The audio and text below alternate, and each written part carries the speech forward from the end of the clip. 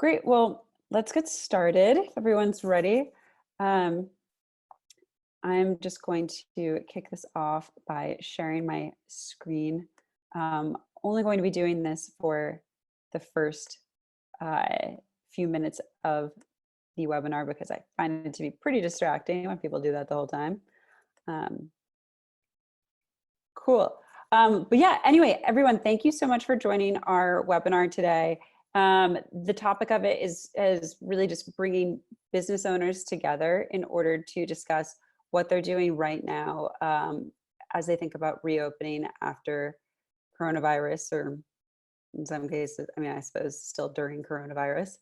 And also the people who, have kept locations open, what they've done in terms of shifting their business practices, going through the process of furloughing staff, applying for PPP and small business loans. So first, I wanted to kick this off by having the 6 panelists introduce themselves, just who they are, what their business does, and where they're located, because the US is a very big country and everyone is dealing with very unique problems. And then my one sort of icebreaker question, if people don't mind sharing, is what is the most coronavirus sort of cliche type thing that you've done? Have you baked sourdough bread, learned a new language, got addicted to podcasts, or read or watched all of Joe Exotic's craziness? So yeah, if we could kick this off. My name is Lydia. I'm from Workstream and I will be moderating, but let's kick this off with Amanda. Hi, everyone. I'm Amanda. I'm the financial controller at Tin Pot Creamery. We're based in the San Francisco Bay Area, California. We have 5 retail locations as well as a production kitchen. And we handcraft ice cream and baked goods and also the mix-ins that go into all of our ice cream. So the one thing I've been doing during quarantine is binging TV shows on Netflix nonstop. So yep, Tiger King, done that. A lot of Criminal Minds, and yeah.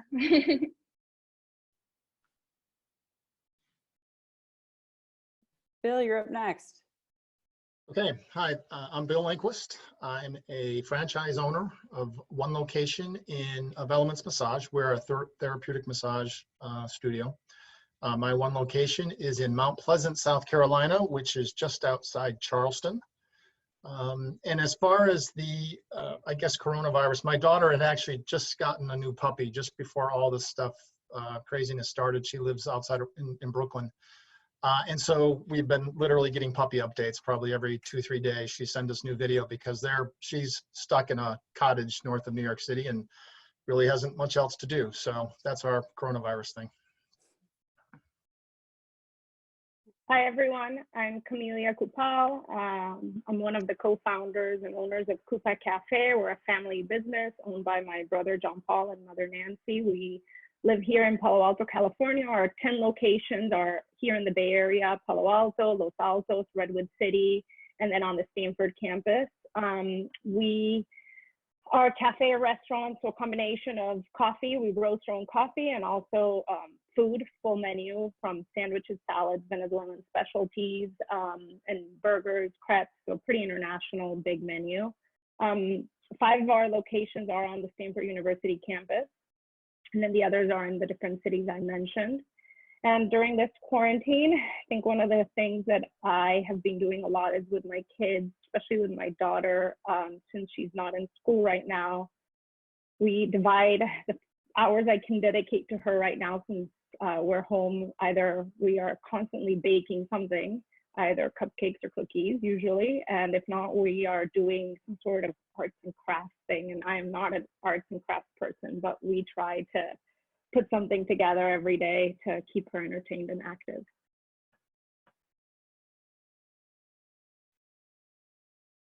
Hi, I'm Emily Dobies. I am the Retail Operations Manager at Ritual Coffee. We have 6 retail locations along with a roastery where we also do mail order. So yeah, right now we still have 2 locations open, hopefully reopening our cafe in Napa, and we're located in San Francisco. I would say that my quarantine activities that are new are baking cookies, which then led to running. So, you know, it was like eating a lot of cookies, gotta exercise a little bit more, and especially since, you know, we're not walking to the Muni every day and, you know, walking to a lot of our locations, it's been definitely necessary activity. Hello, everyone. My name is Tiara Hicks. I'm the Chief People Officer for Prime Hospitality Group.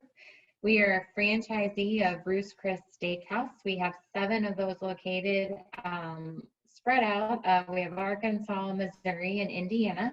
Then we also have 2 of our own concepts. We have a wine and pizza bistro, Ben 23, and then we also have a whiskey bar called The Exchange that we are opening up. And we are still open in all of our locations except for our whiskey bar, and we have completely changed to being a to-go business instead of the normal fine dining experience. So definitely been a change for all of us. And COVID has been a positive influence on my life because I've started working out every day because I'm eating all the wonderful baked goods that everyone around me is creating.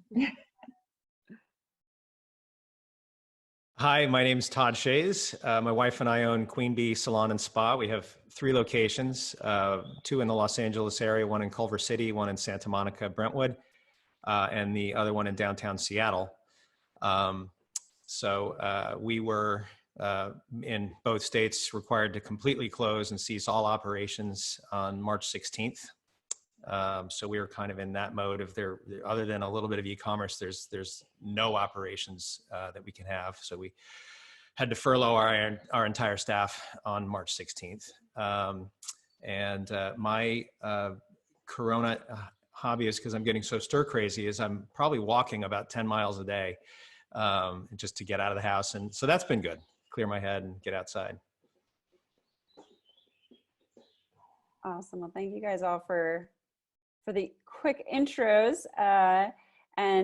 Yeah, as far as my own sort of staying at home thing that I've picked up is starting to bike again. I mean, that I feel like is the best way to really just be like, there's distance. And the one thing that I forgot about biking in San Francisco versus New York, where I used to bike a lot, is the hill situation. So I am struggling right now, like in terms of like lack of like cardio and ability to do it. But yeah, that's been the thing I've been trying to do a lot more of here. Cool. And then just a heads up, obviously we're all on Zoom. I like to think of this as like Zoom bingo at any given time. So, you know, this is something maybe at the end of the video, we'll see who here actually scored a bingo of like which of us messed this up the most. It's probably going to be me. But yeah, and then first topic, store closures. I know we briefly touched on this with intros. I really love to hear, just as you sort of got the news from local governments and were told, okay, I'm a non-essential business, we're going to need to close. What was that actual sort of process like in terms of determining which locations you would close first?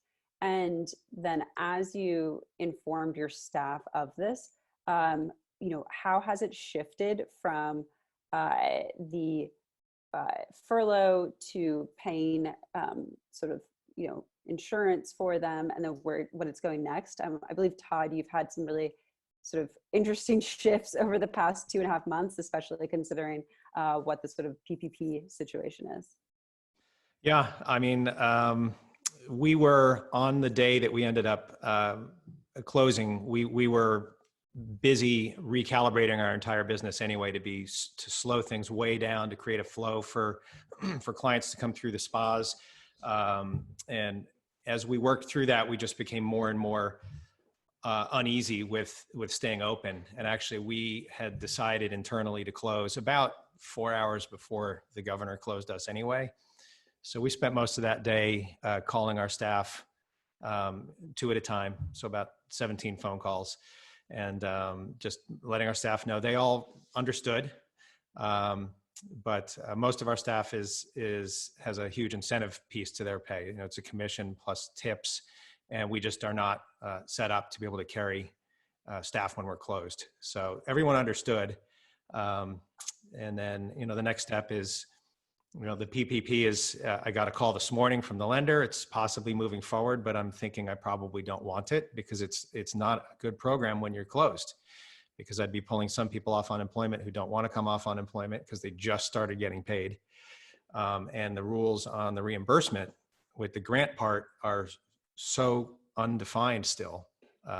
It just makes me nervous. So we'll see where that goes.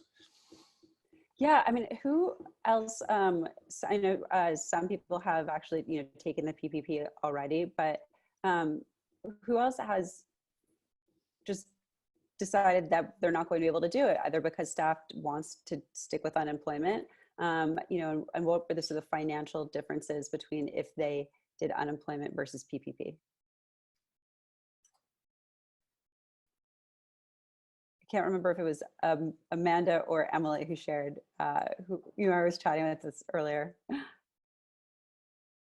I mean, we applied for the PPP. We haven't received anything yet. I mean, we were eager to keep people on. It was a very tricky situation in the beginning. We know that everyone has individual situations that would factor into whether they wanted to work or were able to or needed to. So really, we just kind of went to our staff and we were like, here are your options. You can, you know, choose to not work and we will furlough you. Or if you'd like to keep working, then we're going to see how many people we have and open locations based on that. And once we had our core crew, that's sort of how we decided, you know, okay, we're going to focus on our largest operations and keeping those open. So right now our crew at those cafes are from multiple different locations. So yeah, I mean, honestly, like I know that our owner is very eager. You know, the PPP funding would be huge, particularly for our roastery operations, because they're, you know, we haven't really needed to, we have scaled back on our staffing a little bit, but not as drastically as at the cafe level. And being able to bring people back and keep them working in terms of like our marketing, our QC, along with our roasting and production, it would be a game changer for us. Definitely. And Camelia, I know that you've sort of gone through this with your staff and also had HR challenges with just keeping people informed because of how do you communicate with people who don't check their emails, have full voicemails? You know, how is that going for Coupa Cafe as, you know, you're making a lot of changes right now? So for us, it's been a really big challenge to kind of communicate with the staff. We have over 150 employees and many of them obviously don't have email accounts. So even when we've tried to set up things digitally, they don't have emails, and some of them don't have smartphones. So with that, it's been a challenge. They provide different phone numbers. Sometimes it's their wife's, you know, home phone, and you're trying to like chase a cat around and calling different numbers. And so we've set up different methods right now. A lot has been, since we shut down some of our operations on March 16th and we had a paycheck coming up, everyone kind of came to get that paycheck. And even though many have direct deposit, we were able to have a kind of a conversation with everyone and give some letters out with information. I think what our staff's struggling the most with, we have a majority is a Hispanic community staff, that they don't have the same access to information that many of us do. They don't really, some of them think it's only happening in Palo Alto, and some of them are like, oh, hey, I'm gonna move, you know, I'm gonna go to Sacramento because it's like things are too expensive. You know, we're like, this is the whole state, country, world.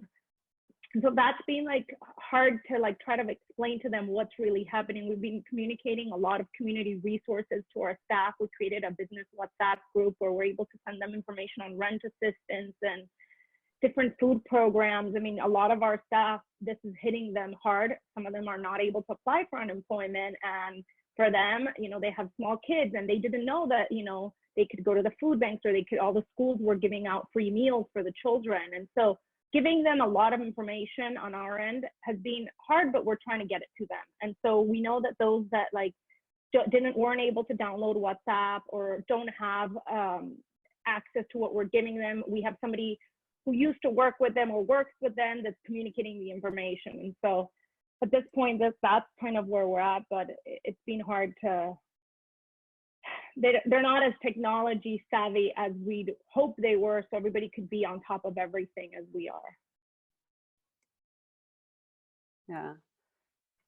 Yeah. I didn't know people were able to go to school to get free lunches. I think even just, you know, knowing that there are opportunities for things that you're, you know, each of you shared with your staff has been helpful, you know, in terms of opportunities for them to get assistance or, you know, just free services. You know, it's different state by state, but I'm curious, what has been done to help them?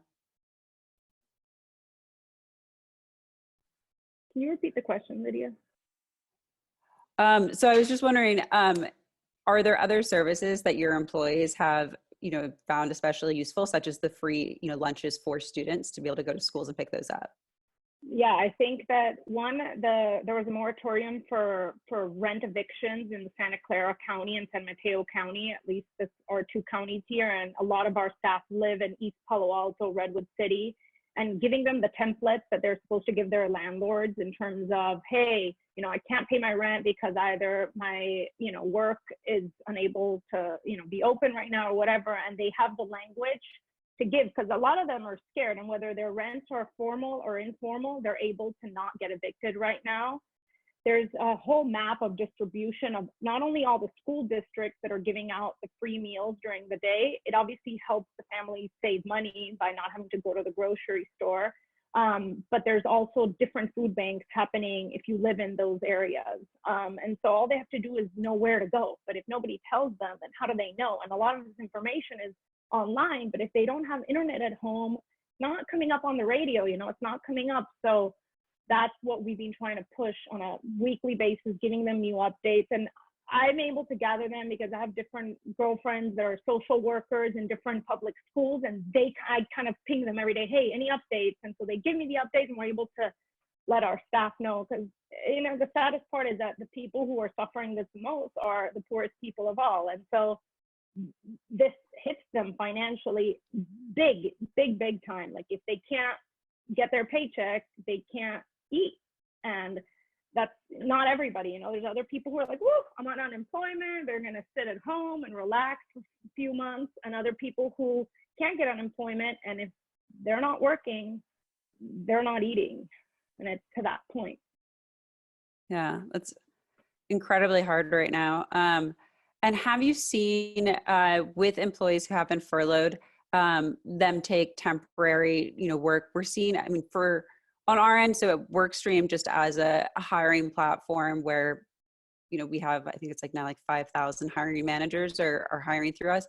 We're seeing a surge of applicants going to these driver, you know, delivery service companies and driver companies like that, and other sort of contract temporary things. How much of your staff that is furloughed have you seen sort of be able to find other work or, you know, take temporary projects? We at Coupa Cafe haven't seen much. I know a few of our staff members before were always working with us, and some of them were doing Instacart, some of them were doing DoorDash.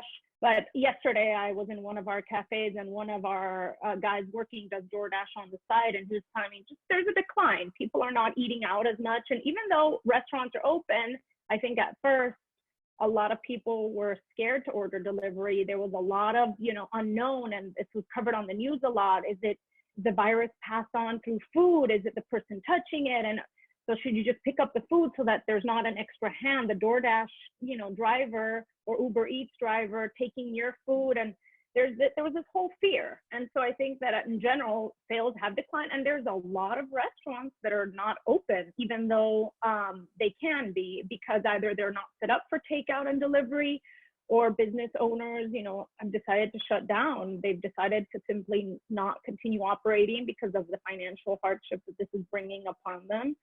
So in general, I think that it's not so easy to just pick up another job right now. I know Instacart and other companies are trying to hire more people, but of our current staff, I don't know of any that have been able to find a different job. Yeah. And by the way, just looking at the number of applications for these positions, it is incredibly hard for them to find even this temporary work. I was looking at it state by state, and I think I believe it was Georgia was like hit the worst, and Florida second worst, where we had like 14 times the number of applicants per job position than we had just 1 month earlier. And one of the things that we saw from a delivery company we work with is that people are actually starting to record themselves, like writing original songs and playing them on their guitars and sending them to the hiring manager as a way to stand out from the bunch. So people have to get very creative just to get, a temporary job. It's a crazy job market right now.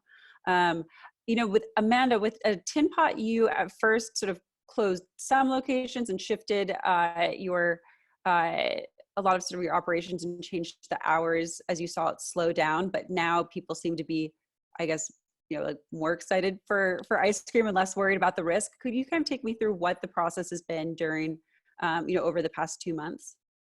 Yeah, so I think like Camelia had mentioned, I think there was just kind of a fear in the public of, transference of coronavirus through food. So we did see a drastic decrease in our sales in the beginning.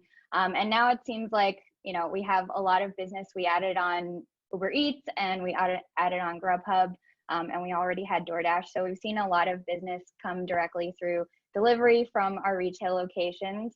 And so right now we've reduced the hours because we were open, early when there's more foot traffic, we have more customers, but now we're open 1 to 8 at all of our locations. And so we've had to reduce the hours. We've had to furlough most of our staff in the beginning just because we were trying to we just didn't have the business to be able to support them. And now that we're seeing week over week increases, we're actually trying to rehire back and add more hours to our staff. And we're even preparing for the time outside of coronavirus. So we're hiring for our scooper positions, everyone in our retail locations, to try and get up to our normal summer staffing, because once shelter in place is over, we're going to have to be prepared for that. And we may want to make sure that we're able to do that, and that we can also support our employees and give them hours and make sure that they're properly trained on the new coronavirus safety standards and all of that. So now's a good time for us to start doing that. Well, yes, and hopefully, if anyone's watching this who's looking for a job in the Bay Area, highly recommend being a scooper. It was one of my first jobs, and you get like a really great workout at the same time. I think and great ice cream too. Yeah, great ice cream and like great muscles. So jumping to, we have a few companies here from the Bay Area. I don't want to exclusively focus on that. Tiara, what is sort of going on in the Midwest right now with restaurants? Like how has the public been, and have you seen a pickup in the delivery and other options as you've had to shift your businesses? Yeah, so when they initially did the shutdown of restaurants in Indiana, it was a 24-hour notice. So it was really quick. All of a sudden, we had to make a quick shift. We had to figure out what to do with our teams, how we were going to continue to get revenue. And we didn't have all of the delivery platforms established because that wasn't our main focus. We were hospitality and we wanted you to come inside and enjoy the experience that we could give you at a Ruth's Chris. So we had to make some major shifts, and it was all hands on deck. And we didn't know how many team members we were going to need to be able to support the new business model, because we were figuring it out as we go. So we started with keeping all of our managers, and we ended up sending home all of our hourly folks. And then we paid them for a whole week afterwards to give us some time to figure out what we needed to do. And ultimately, we ended up furloughing most of them. And again, communication to, I sent them links to apply for jobs. We also started a program where we did a family meal. So we provided a meal to feed up to 4 people.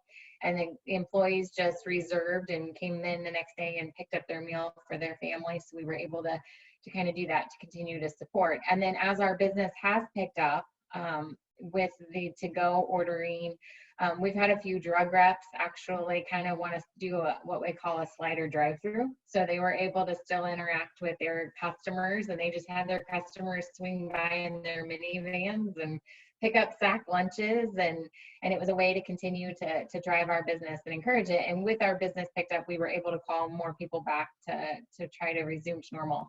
And then in our Arkansas location, we're actually looking at opening it next Monday, and I think it's going to be at 50% capacity. So we're starting to prepare for how do we continue to provide the to-go meals and then shift to 50% capacity or whatever the reduced capacity is going to allow us to open as we proceed through this. Yeah. And what delivery services have been most useful for the 4 of you who are in the food and beverage business? Are there new services that you guys have picked up in order to increase the number of just potential purchasers? So at least for Coupa, we were, thank God, already set up with everything: DoorDash, Caviar, Postmates, Uber Eats, and we've seen, more and more of an increase now. I think as people are getting sick of cooking at home and being, in quarantine and lockdown for so many weeks already. But I would say that I think one of the big hits, obviously, is like catering events are obviously non-existent. Weddings are non-existent. All of that part is gone. That used to be a big business, but we are seeing, for example, a lot of box lunches for hospitals and donations like that. They're, another revenue stream for keeping staff employed, and then at the same time feeding all the healthcare workers and frontline workers. And you've You've now built like over 1,000 boxes for hospitals. Is that right? Yeah, so we, right away when all this started, we were in discussions with Stanford Hospital, and it's this hospital that's here in Palo Alto and in our community. And we set up a donation link directly on our website where customers and guests could buy a box lunch. So a box lunch would include, let's say, a panini or a wrap, a bag of chips, and a cookie, and everything is individually boxed.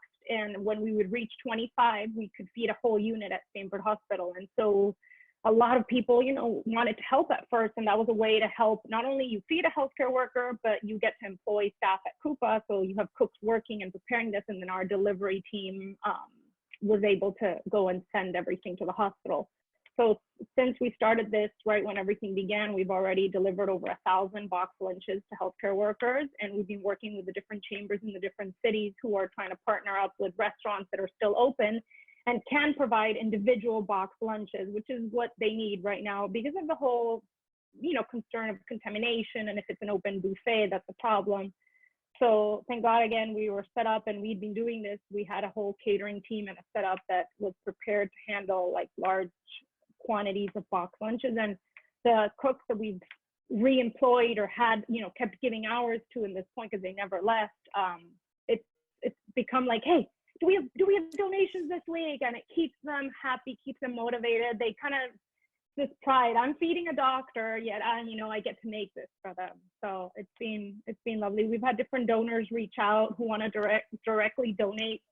So we've had a donor reach out. They are directly donating 500 box lunches to the Palo Alto Medical Foundation Respiratory Clinic in San Carlos.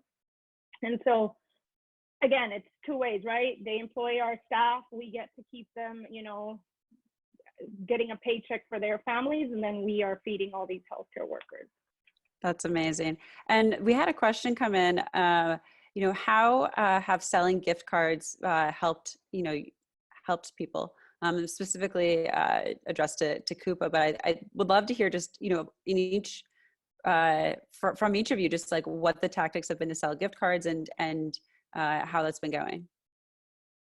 So maybe Camelia, you could kick it off since it was for you. Sure. So at first, when all this started, we ran a promo that was buy a $100 Coupa gift card, get $15 bonus. And we do this usually every few months, a year. We have a big loyal kind of following of customers that all live in the area, and they repeat customers on a daily basis, especially on the Stanford campus, because they live on campus. And so they take advantage of the promo because it gives them $15 extra, besides all the rewards that our gift cards offer in general. And at first we ran it, and it was able to bring in some revenue more than anything to kind of keep staff employed, keep the doors open. At first, when all this was happening, it was just very difficult to know. We felt like our business was evaporated overnight. And, we went from being open from 7 in the morning to 11 p.m. every day to, having to shut down locations and not knowing what to do. It was very difficult at first. I think for everyone, obviously the whole world, but it was the unknown and the sudden complete change. And so bringing on the gift cards was a way to, people wanted to donate. It was a way of helping small businesses. So we got a lot of requests. How can we help you guys? Like, let me buy a gift card. They knew like small restaurants and businesses were suffering through this. We stopped that promo at first. And I think, Todd will talk about that because he mentioned it yesterday, but if it's money sitting there and they want to use it after, and you don't have, the bank or the revenue to pay for it, then that's not going to work. But in our case, because we're still open and people can use it to place their pickup orders, their to-go orders, or their delivery orders, I think it's a bonus for them as well, and it helps the restaurant. Yeah, and as you mentioned, Todd, on our prep call, you were chatting about the gift cards, and then also how you've shifted to move a lot of your products onto the website. Could you take us through that and how that's been helpful as a way to, to. You froze on me, but I think it's my turn. So, yes, when we, we're not allowed, we're in the personal services business. We're just simply not allowed to operate. So gift cards is one place to get fast cash, but our thinking on that was because we're closed and we can't be kind of redeeming them as they go. And obviously anyone who runs a gift card program, over time, you tend to accumulate a balance that's not redeemed. So there's always a percentage of gift cards that really is kind of permanent income to the company. But we didn't want to, push heavily for gift cards now, because really that would just be a form of another loan. And we'd have all this huge pent up demand when we do reopen, and when we need cash most, people are redeeming out gift cards that they bought in March and April. We've sold several, and the client messages are so heartening and mean a lot to us, but we didn't want to push it. Instead, what we were able to do is we got permission from a couple of the skincare lines that normally restrict their salons and spas from selling on their websites, and they have allowed us to do that. So we were able to take skincare product that has a shelf life and to push that out through our e-commerce channels. So we ended up very quickly rebuilding our web store to kind of get that going, and having one of our people come in a couple days a week to pack and ship the e-commerce orders. And that's helped clear the inventory, which is cash on a shelf that's getting old, and also bring in some cash, which helps with the fixed costs that we can do nothing about, like rent and utilities especially.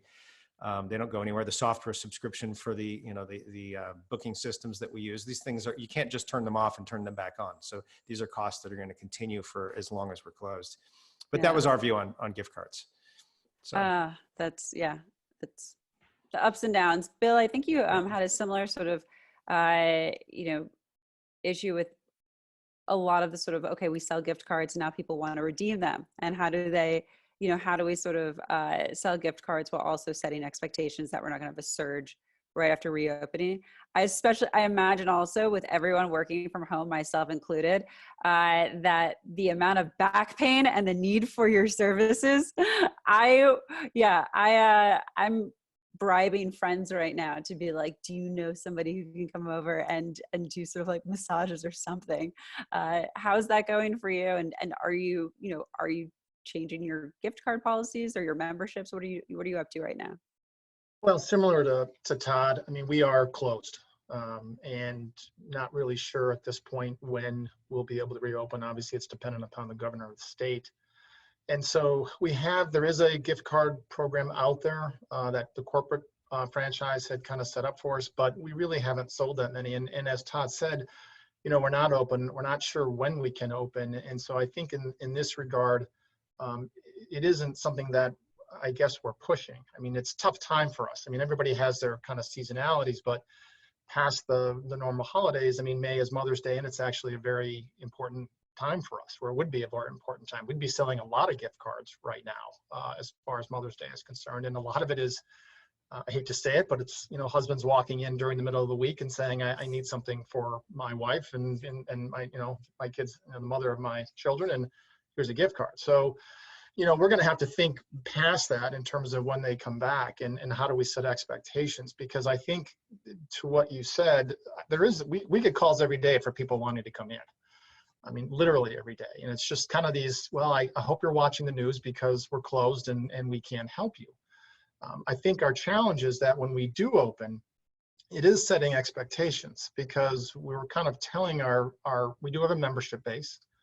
We had been pulling our monthly auto payments, but that's also because it constitutes a session. So it's not like it's a gym membership where you lose the month. You now have a 1 hour session, say, sitting on your account for you to use down the road. But as Todd said, that's revenue now that won't be revenue later. I mean, that's going to be, an obligation that'll kind of obviously impact us down the road. But it is going to be setting expectations with, well, what are the new protocols for how we handle the customers?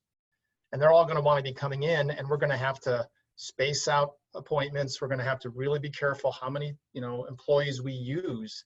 I mean, that is going to be the challenge for us, is to understand how we can probably deal with what might be an initial heightened opportunity for us to get all these people in, and we're not going to be able to be at our normal capacity because we're going to have to find out what our capacity is going to be in the short term. But that's our challenge right now that we're waiting on, besides the fact of telling the governor, it's one thing to say, well, you'll definitely be open July 1st, as opposed to every week or so, it's like, well, it's another 2 weeks.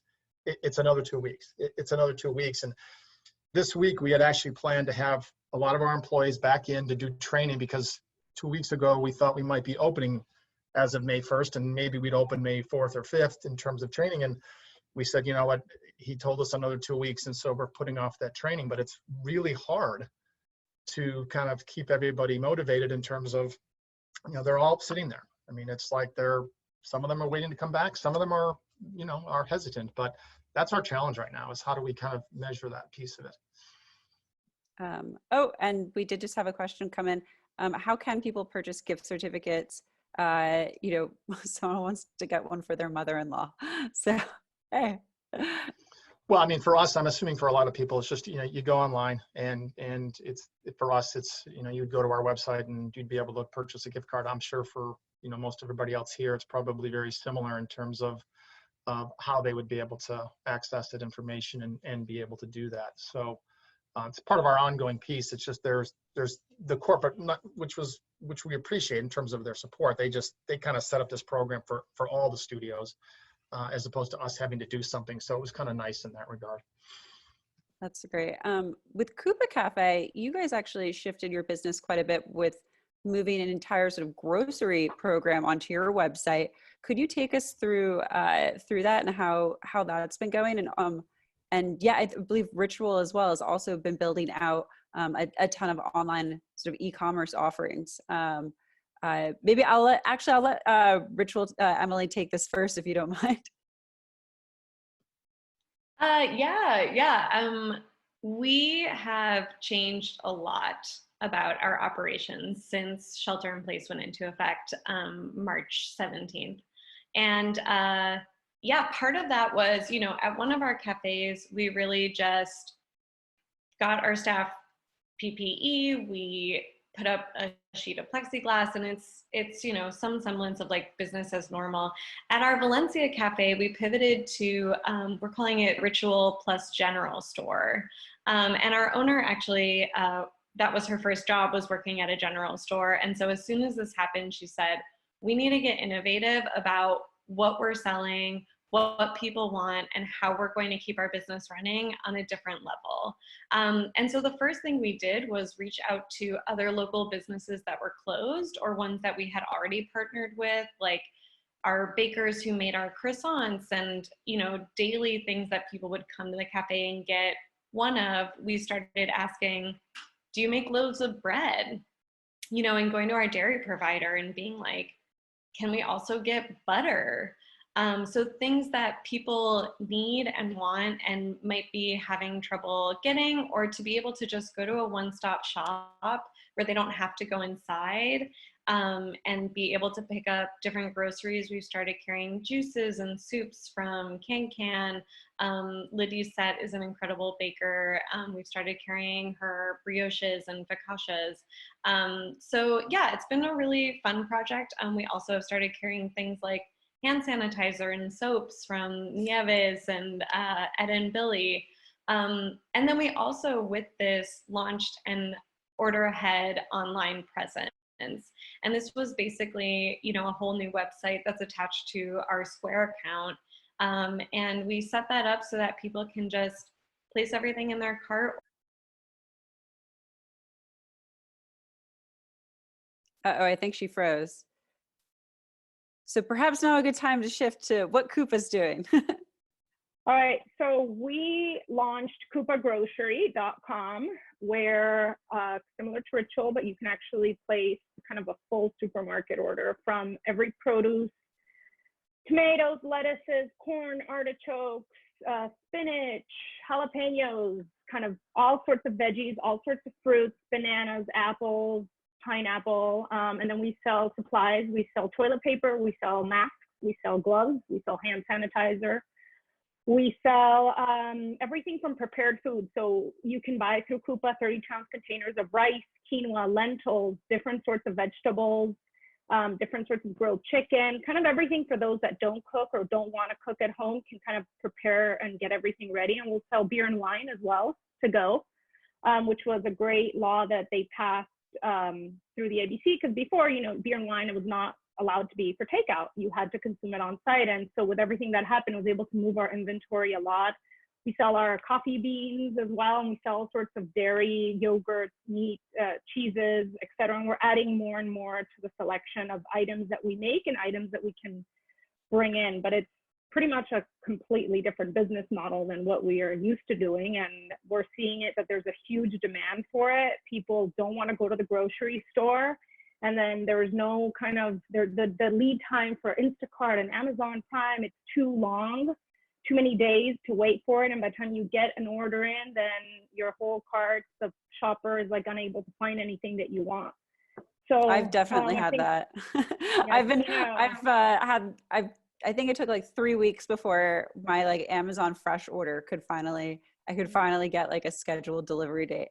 And so I got we've had a lot of customers say, thank you so much. You know, like you've saved us from having to stand in line at the grocery store. And it's been great because they'll come kind of pick up their grocery, or we also deliver within a radius to people's homes.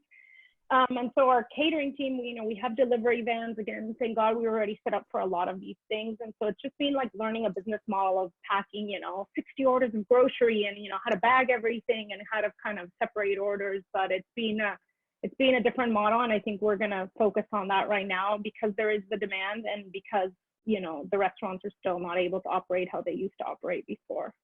Yeah, that makes sense.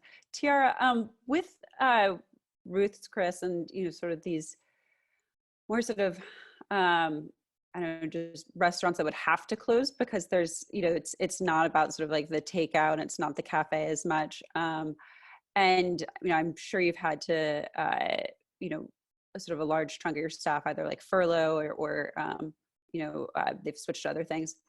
When you do plan to open all of your locations again, how are how are you planning to sort of hire? Are you going to hire a few weeks in advance? Sorry, I wanted to shift topics to sort of make sure that you're in the conversation, but also what are you doing? Because you, as a franchise business, you can't necessarily be shifting your business model to posting online. You know, it's instead, it's like, what are we doing to prep for reopening? Like, what are you guys doing right now? So right now we're putting together our people strategy, our welcome back platform, and how we're going to go about that. And because we're opening at a limited capacity, we're having to assess our team members and figure out who's been cross-trained in the most area so that their versatility, they're a team player, they can come back and they can cover in multiple locations as needed. So we're first looking at who's been trained and certified in what areas. Then we're actually calling each employee to find out what their availability is, because this has had a big impact on several people, and daycares are still going to be closed even though our restaurants might be open. So we need to know what everybody's availability is, and then we're going to build schedules based on, like I said, the capacity of our restaurant and where we are and what our needs are. So we're taking it in a 3-phased approach, and hopefully by the 3rd phase, we're complete capacity, we're open, it's normal, and all of our people are back. That's, yeah, hopefully sooner than later. We talked about contactless delivery. Are you guys taking the contactless interview approach and training approach? How much of what you're doing right now is through video, just, yeah, as you interact with your staff? For us, we have a similar situation where we've discovered it's more challenging than we expected to interact and engage with our hourly employees.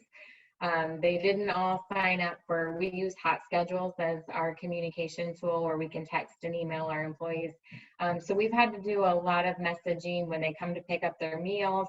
We also, kind of to backtrack a little bit to your gift card program, we did 20% of any of our gift card sales went into an employee fund, and we raised $50,000, and we were able to issue over 500 $100 checks to all of our furloughed team members. And that was a big incentive to come in and to talk to us face to face when they picked up their checks. And we were able to, as far as training to get them back up to speed again and kind of recertified, we just plan on scheduling that a day before we actually can open and that they return to work. So we'll have to phase that in. But we haven't been able to really utilize as much technology as we would like to be able to get everybody up to speed. Yeah, and by the way, I believe most people on the call already are on Workstream. We have seen quite a few companies just like hack a stage now where they want to upload all of their existing hires, regardless of, you know, or existing employees, regardless of whether or not they like came through Workstream as new hire, and then adding stages to be able to do the automated text messaging and 2-way text messaging through there.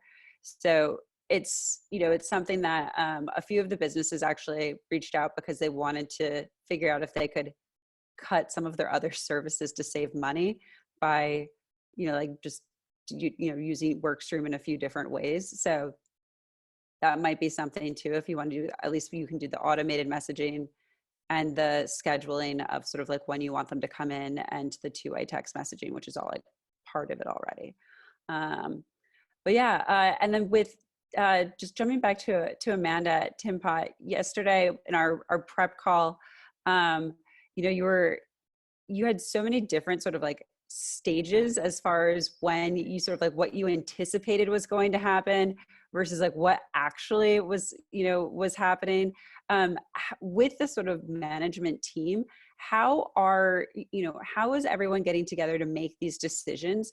What are the cadence of the actual sort of like leadership meetings and decision processes, you know, as things are changing so rapidly? Yeah, so in the beginning, you know, I feel like everyone had their little moment of panic. So we ran a few financial models to even figure out if it was worth us even staying open. And so luckily, you know, since our sales have increased, we're able to stay open, which is, you know, better than us closing all our locations. But our management team is in contact every day, multiple times a day. We're calling each other just to figure out, you know, staffing. We're trying to figure out, you know, how's the best way to move forward? our delivery platform is doing well. We've kind of also increased our distribution points, and we've switched a lot to wholesale, so we're seeing really great sales there. We just added 45 locations in Whole Foods, so that was kind of a big win for us throughout all of coronavirus and everything that's happening. And then we also launched a website as well, a new website, and launched nationwide shipping. So we've done a lot of things with our management team to be able to kind of get through the process of coronavirus and to help us out and keep our employees employed and give them hours, and try to limit as much impact as we can. But obviously on the retail side, that's similar to everyone else. We've seen impact there. So yeah. We had an interesting question come in. So the question: one of my assisted living centers had to close due to COVID-19. Curious if anyone on the panel has recommendations for PR specialists on the topic of reopening. And they're based in California. So I guess is anyone here working with PR teams, or just I believe, Amanda, you've been leveraging your landlords to get the word out. What has been working to help with sort of like some of the press issues that you guys are dealing with? Yeah, so our landlords are, very, very open to supporting all of the tenants in their communities, not just food service, but also, retail businesses that are closed right now. So they're doing a lot of programs for donations to frontline workers, but also helping to repost social media posts, helping to get kind of the word out in the community that, we are still open even with reduced hours. That we have all these different platforms that we can use. And then they're also putting together a lot of different programs that the businesses can participate in, just to make sure that, we're all still top of mind to consumers, and that, just because of coronavirus, we're still getting that kind of connection with our community. Yeah. I mean, I know that a lot of the businesses we've worked with have reached out to us because they did hire PR people. We've seen that especially true for the pizza businesses that we serve, where they, there's some crazy stories going on where it's like, oh, we've built these special masks that other people can follow. So if anyone has questions about what other businesses are doing for PR, hit me up, Lydia at workstream.is or .us. I have both of those email addresses, and I'd be happy to pull in some resources for you. But yeah, I want to be respectful of everyone's time. This has been so incredibly helpful just to chat with all of the business owners that are impacted here. I would love to just end sort of on a positive note. I feel like there isn't enough of that right now, with just the never ending sort of like, when are things going to get back to normal? So, if everyone could share just what, perhaps like what was one thing that that somebody did to help your business or promote. I know Coupa, you talked about somebody bought 500 boxes for the for hospital workers. Curious sort of like, what are other things people have done to be helpful, or that people could do to really like show their support for your business, and when you reopen, get the word out? Yeah, so I mean, of course, these are unprecedented times. And I think what's most interesting is that literally planet Earth, every single country is going through this. And I think that's like the first time that, I don't know, at least in our generation, that anybody's seen this. It's not, one city, it's not one state, it's everyone. And everyone's going through this, and everyone's going through lockdowns and changes. And so obviously everyone's impacted, from small businesses to individuals to large corporations. I think that everyone's feeling the hit. And in terms of Coupa, we've had amazing, we've had just loyal customers come in and drop a $500 check and say, this is for you guys. I need to see you open, you know, and feeling that love and feeling that like people do care. People do want to help. They ask every day, what can we do? How can we support your team? And so, you know, it's ordering, it's coming in, it's ordering pickup, ordering takeout, ordering delivery. It's donating to the to the healthcare workers by buying these box lunches, is ordering groceries through us.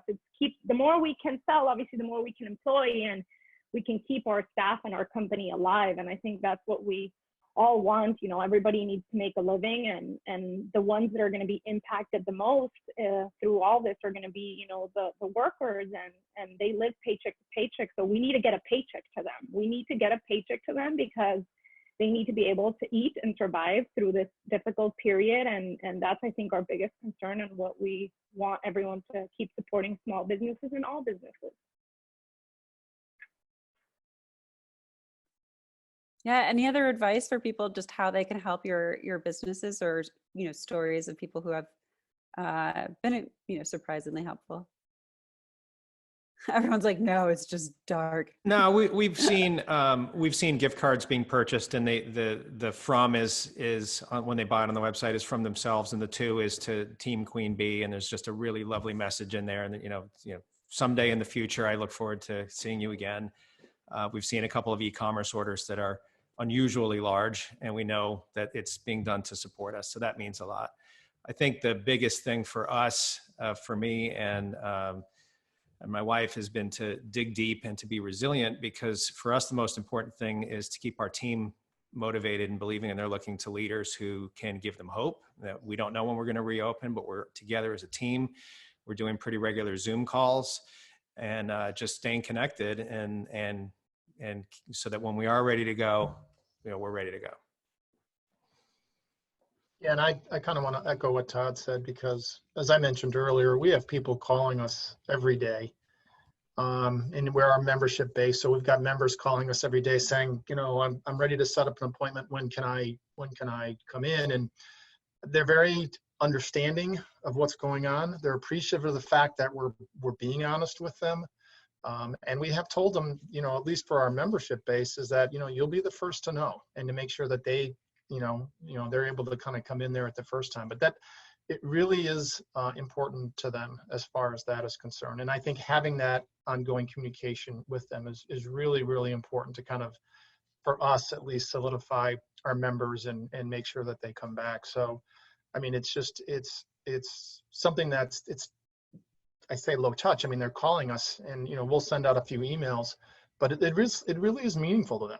And similar to Todd, I've had a couple of Zoom calls with, you know, with the whole team, and I have been heartened by the fact that, you know, that most of the people are there. It's not like, well, 20% are actually calling in. I mean, it's almost 100% participation, and that does make me feel good. And I think they're appreciative to understanding what's going on. And I think, as Camelia said, you know, this isn't like, oh, it's just my industry or just my group. I mean, everybody has been affected by this. And so it's, you know, no matter where you are, you know, as I mentioned earlier, I've got a daughter in New York, I got a son in Chicago. I mean, everybody has been affected by this. And so they all have their experiences, and it's just, you know, kind of staying in touch with who those folks are has been really, really helpful.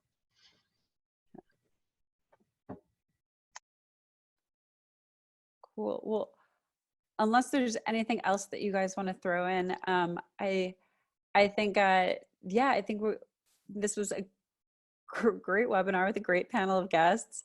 And absolute last final question, Todd, you are the only one who has a salon and spa. How do we cut our hair? Do you have a website you recommend? We're all suffering right now. My husband looks incredibly shaggy. So what do we do?